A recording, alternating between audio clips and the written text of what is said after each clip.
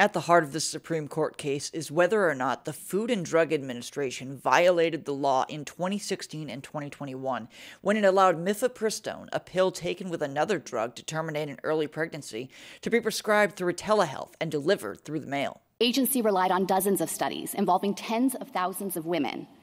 Respondents don't identify any evidence that the agency overlooked. They just disagree with the agency's analysis of the data before it.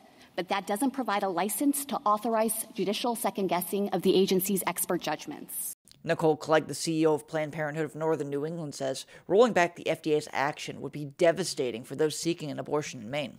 When you think about a state like Maine, where, it's a largely rural state, people have to travel far distances to access the care that they need.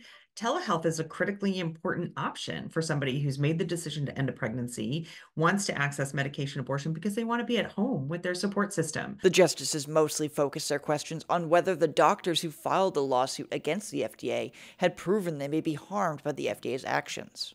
Who's your person? I know you have 7 of them, but if you had to pick one and say, go read that declaration, and that declaration is going to tell you why we're entitled to be up here, who's the person? So I have to pick 2, Your Honor, but Dr. Francis and Dr. Scott. Most justices seem to push back against the idea of a nationwide ban, with Chief Justice John Roberts questioning why the courts couldn't provide relief only to the doctors involved in the lawsuit, instead of a nationwide ban. Clegg is hopeful that the justices will keep access to mifepristone unrestricted.